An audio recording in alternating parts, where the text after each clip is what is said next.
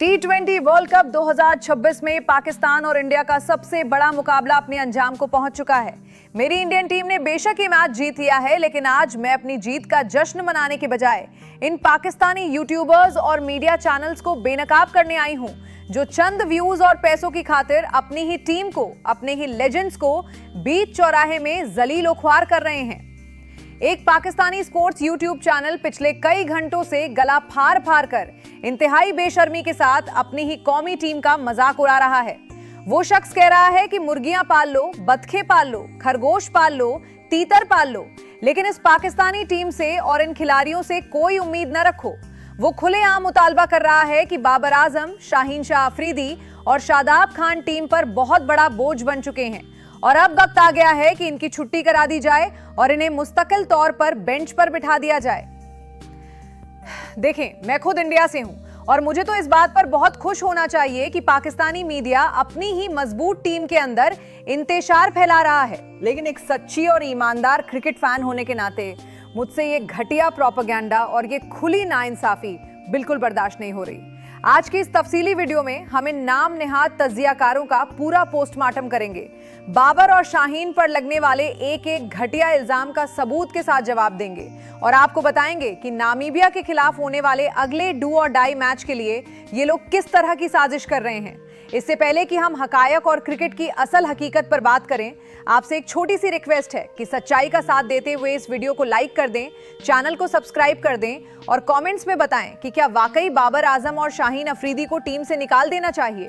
सबसे पहले इस यूट्यूबर की बात करते हैं जिसने बाबर आजम के खिलाफ जहर उगला है। वो शख्स इंतहाई ढिठाई से कह रहा है कि बाबर आजम के 15,000 इंटरनेशनल रन जरूर हैं, लेकिन उसकी गेम अवेयरनेस बिल्कुल जीरो है। वो बाबर पर तंज कर रहा है कि वो डॉट बॉल्स खेलता है, उससे स्कोर नहीं होता और वो विराट कोहली, स्टीव स्मिथ और जो रूट की मिसालें दे रहा है। मुझे ये सब सुनकर शदीद हंसी भी आई और इनकी जहालत पर तरस भी आया। जरा अपने गिरेबान में झांक कर तो देखें, ये वही बाबर आजम है जिसने पिछले 7-8 सालों से पाकिस्तान की पूरी बैटिंग लाइन का बोझ अकेले अपने कंधों पर उठाया हुआ है। जब आपकी पूरी बैटिंग लाइन नाम नेहाद हार्ड हिटर्स और पावर हिटर्स रेत की दीवार की तरह गिर जाते थे, तब यही बाबर आजम था जो दुनिया के खतरनाक तरीन और तेज तरीन बॉलर्स के सामने अकेला डट कर खड़ा होता था। आज अगर एक प्रेशर वाले मैच में उसकी फॉर्म थोड़ी खराब हो गई या वो जल्दी आउट हो गया तो आपने फौरन फतवा लगा दिया कि उसे खेलना ही नहीं आता। आप लोग ये क्यों भूल जाते हैं कि इंडिया के खिलाफ इस मैच में पाकिस्तान अपनी खराब बैटिंग की वजह से नहीं, बल्कि अंपायर की खुली बेईमानी और नंगी चीटिंग की वजह से हारा है। जब अंपायर ने सईम अयूब को एक जीता जागता नॉट आउट होते हुए भी गलत आउट दे दिया और थर्ड अंपायर ने स्नीकोमीटर तक चेक करने की जहमत नहीं की, तो इस शर्मनाक फैसले ने पूरी पाकिस्तानी टीम का मोराल वहीं गिरा दिया था।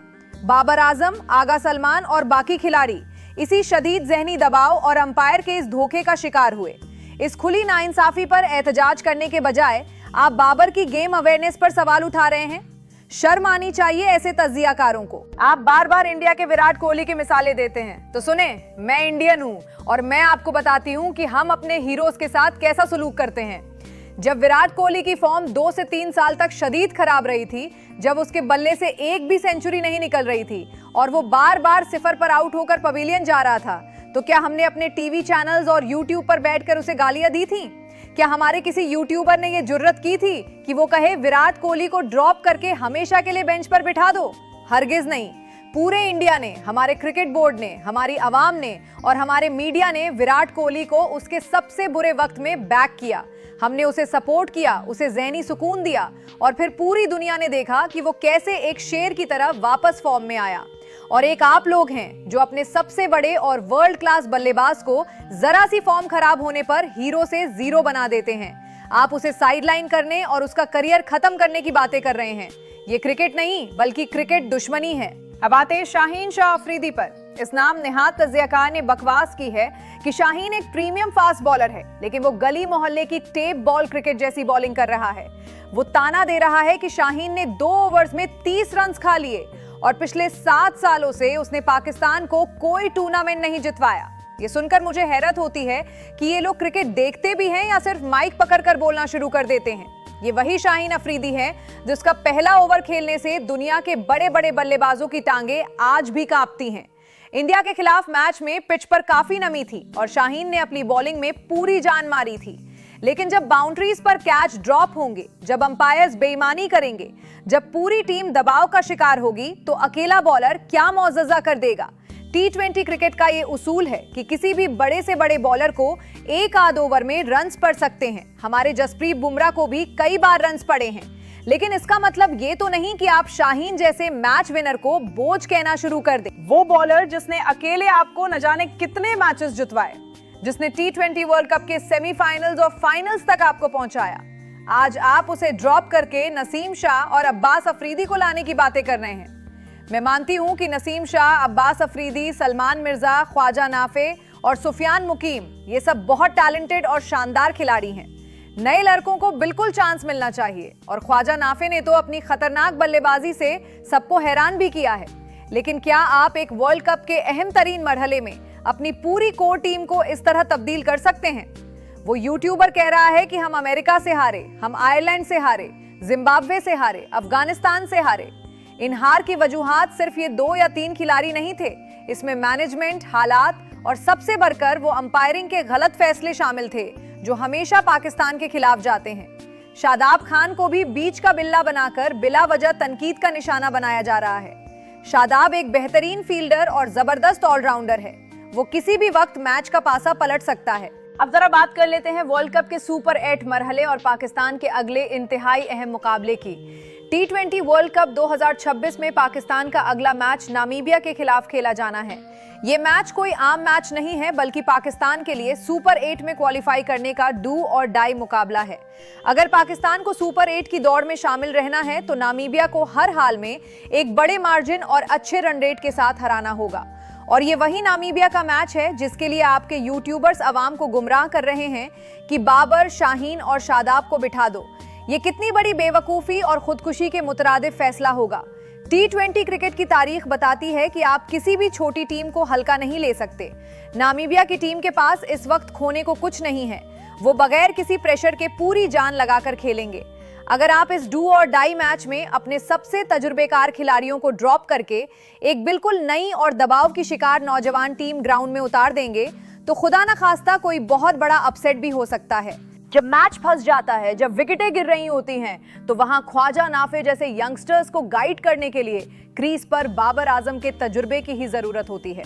अगर आप पूरी टीम ही ना तजुर्बेकार लड़कों पर मुश्तमिल कर देंगे तो वो इस वर्ल्ड कप के प्रेशर में बुरी तरह बिखर जाएंगे।